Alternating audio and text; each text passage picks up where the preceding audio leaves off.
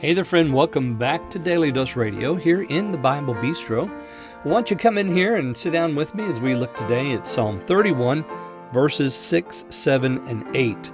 6, 7, and 8 today. Psalm 31, we're going to be studying this, of course, this week and then again next week. It's a little bit of a longer psalm, so we're going to take our time as we go through here. So today we're looking at verses 6, 7, and 8. And why don't we just go ahead and read those verses?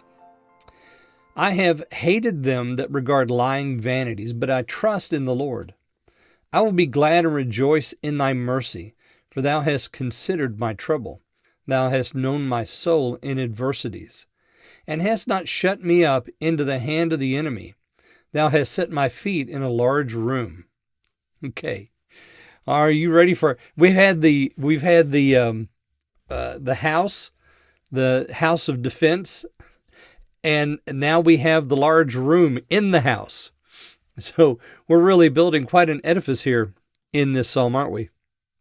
Well, we begin with 6. Now, you'll notice that he says there in 6, I trust in the Lord. Now, we've already had that, right? We had that in verse 1. In you, O Lord, I trust. And here it is again in 6. I trust in the Lord. And remember, we had the confession of trust and then the reason why I'm trusting, the reason why I'm praying to him and following him is because the Lord is. Well, you are my rock is what the psalmist says. For you are my rock. So the Lord, you are, always comes before you have. And here we have it again. There in verse 1. Then we had the you are in verse 3. Here it is in verse 6. I trust. And we're going to have another. Well, we don't have a you are, but we have a you have there in verse 7. We'll talk about that here in just a second. So those that regard lying vanities, he says, I have hated them that regard lying vanities. Who are the lying vanities? The lying vanities are the other gods that make promises. They lie, they're vain and empty, and if you pay attention to them, you too will find yourself vain and empty. Don't regard the lying vanities. And there are lots of other gods. And I'm telling you, friends, the old gods are trying to make their way back into the world today. Those old vanities of men are trying to pretend to be wise and have wisdom, and people are trying to follow them. And, of course, like always, people are making gods of their own imaginations as well.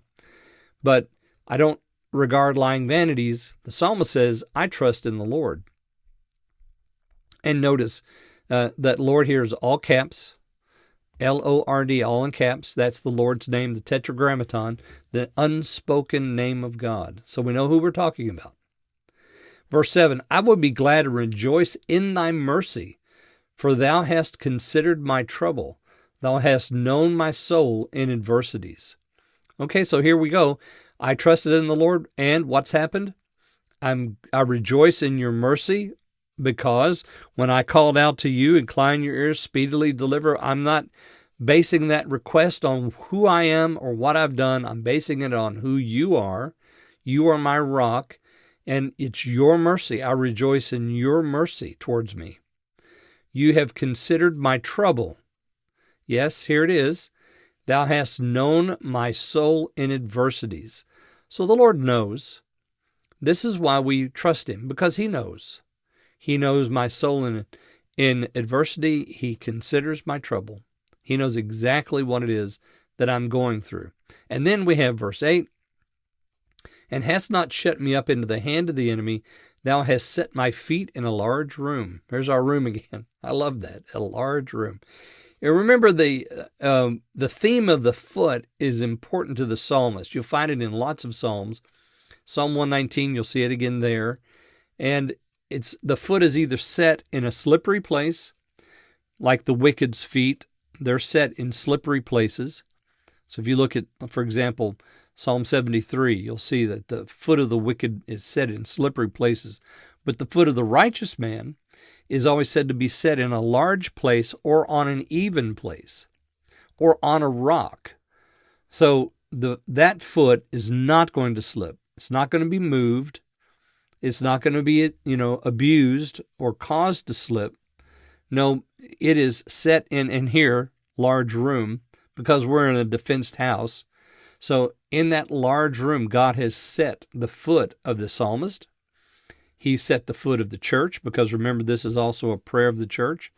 And he set the foot of Christ, because the promise to Christ was, his life would be taken up again from the grave. And so that's a large room. It's sure, and it's a promise, a faithful promise to Christ, to his church, to his people. Okay, join me tomorrow. We're going to take up verses 9 and 10 here on Daily Dose Radio.